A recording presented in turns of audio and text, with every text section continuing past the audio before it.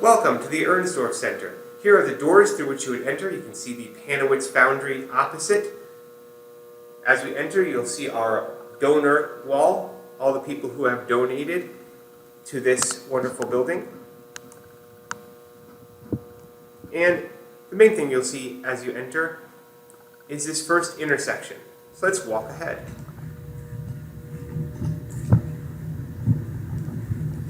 Most of the classrooms, most of the labs are directly ahead, but let's take a look around. Here we have a student research poster.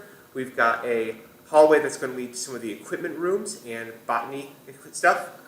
We've got that door you just entered into, and then we've got a hallway that will lead to the restrooms and various classrooms. Let's head down this way. You see the lab storage right to the side. Most people aren't going to be entering that, but that's where we keep our chemicals and whatnot. Here's a printer. Students get a printing account to do print their homeworks and print their labs, generally enough to do so for about a year. Here we have an intersection hallway. Let's take a look down and see what we see. We see a student research poster done by Maria Bresnow and her faculty. And here we have our kind of cross-link shortcut right in the middle of the building, heading towards more faculty offices. And here we have our first chemistry classroom. So let's take a walk inside and see what we can see. Not very many desks, not very many chairs, properly socially distanced, and small classroom. So let's take a seat here. Those windows in the back often bring in a lot of morning sunlight, so we like to keep them closed to keep this room nice and cool. A whiteboard for student collaboration, and here we have the front of the classroom where we have a screen for projector and a place for a lecture. We also have this set up so that people can have Zoom sessions during their lectures, so you can bring in students who are out remote learning. Here we have our periodic table, of course. This is a chemistry room, but we're not going to spend a full 50-minute chemistry lecture. Let's head out early. Watch out for that chair and that desk. And here we go into the hallway again. Nice place to sit if we show up early to class. And here is a door to head back to the dorms. This hallway here is going to be mostly the faculty offices. So if you want to come in for office hours or just see your professor, it's got a bit of a fishbowl effect, I definitely will admit. You can come see your professors and ask them questions if you don't want to just email them. We're actually pretty open to getting questions, and we do enjoy seeing students from time to time. The microbiology and molecular biology research room. Let's take a look in here. Coming in, you see plenty of plates ready for microbiome research. You see our various tubes and whatnot, our autoclaves. So students will come in here for senior research in microbiome. Students will use this room over here for senior research in molecular bio, so genetics and the whatnot. It's a smaller room made for student research, not made so much for classroom space. The microwave isn't for food, it's for making gels, just in case you're wondering. Let's head back out. So students also have an option of taking what's called Bio 380. It's a class where they can prepare labs for other students. It's basically a TA class, except you're not doing any of the grading. A lot of students, when they're in upper divisions, they take this to become more prepared for graduate school. Here we have a similar lab, but chemistry focused, and we have an open faculty office. So there's no one in here. Okay, wait a minute, you're in here. Okay, now I'm in here. This is actually my office. So various good views, books, papers and such, boards, and pictures. Pretty standard for a faculty office. I'd like to say mine's cleaner, but I'm just bragging. So here we have some student research. We're very proud of our student research. Most is done with 1 or 2 students and a faculty member. This is a student looking at Scotch broom and their seeds. Nifty. And here we have student research on peptide coupling and detergents. Also nifty. Let's head down to the atrium. We have more faculty offices. Math is also in this building, so you will see math, biology, chemistry, and physics. The offices are all intertwined and kind of intercalated here, so you never really know who your neighbor is. Okay, the math are kind of close together, I'll admit that. Here we have another printer and the device is needed to properly trim and staple what you have printed. It's always good to have a stapler nearby. We try to keep those pretty well loaded with staples. The cork boards often have career opportunities for the summer. Sometimes these career opportunities are just put on tables like that, literally at your fingertips. We have that intersection again and that halfway shortcut. Some more opportunities for summer internships and local jobs. Some magazines, just in case you don't have enough reading. Of course, our water container filler to minimize waste. And we are here in the atrium. This is where students will gather to have lunch, prepare for class, and socialize when socializing is appropriate. And sometimes just watch out the windows. We've got some local deer and a really good view of our forest. It's actually really pretty when it rains here. Just feels good to see the rain in the forest. Students often fill up these whiteboards with various things for their classes and use them for studying and do some group work. We even have a few classes that actually meet in the atrium because they just like a more open feel. Let's head to a lab. We're going to head into the introductory biology lab here. This is one of 2 lab rooms given up to introductory biology. They're basically the same, but this one has more of a fume hood and microbiome approach. Some upper division classes like anatomy and physiology are also held in this room, as is microbiology and occasionally genetics. You can see our A&P guy over there in the corner. He's one of our best teachers, but very quiet. Here we have the fume hoods for research that might be a little more odoriferous. We have a skeleton. He's not spooky or scary, nor does he play a trumpet.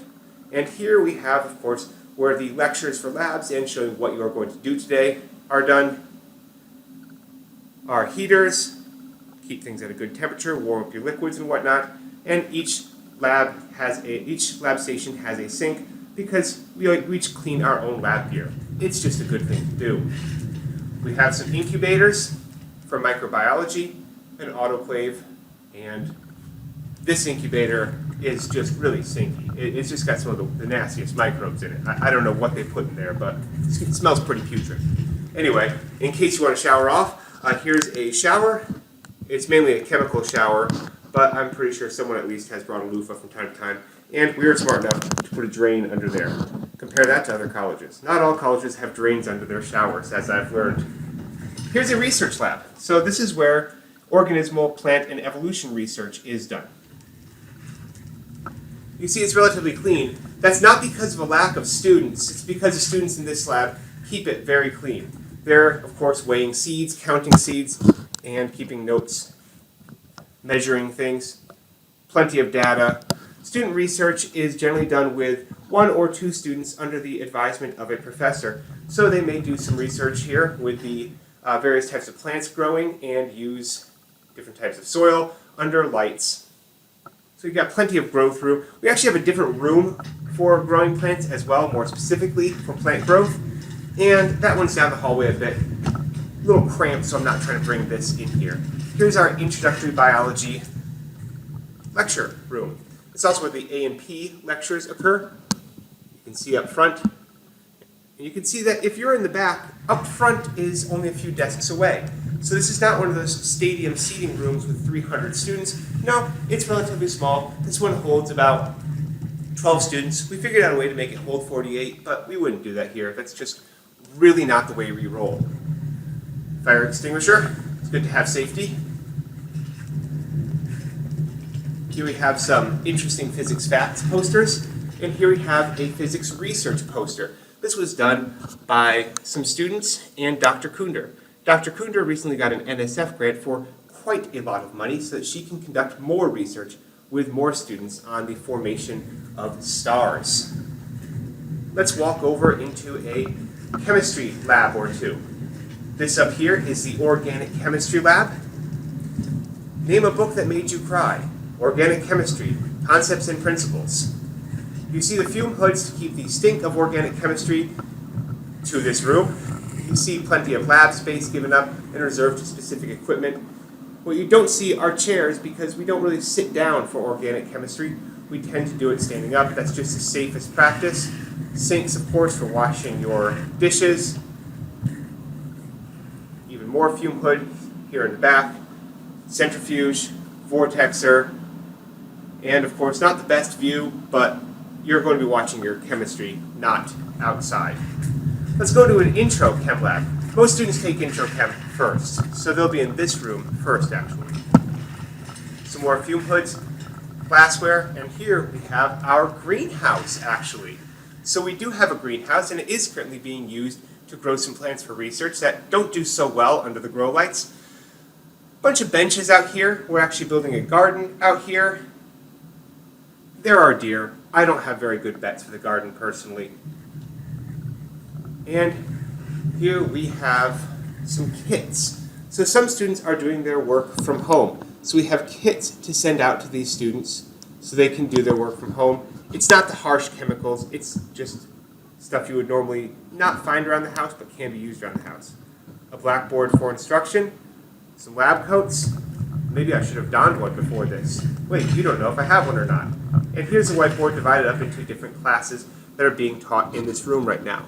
So you've got your fundamentals of chemistry, Gen Chem, chemistry for engineers, and biochemistry are all being taught in this room. All of them, of course, using that periodic table. A glass container for broken glass. I hear there's candy at the bottom. Just kidding. And let's head to our last class of the day, a physics class. More specifically, a physics lab. The physics classroom here is set up much like the biology classroom, but the physics lab is a little more distanced, but gives space for people to work as partners.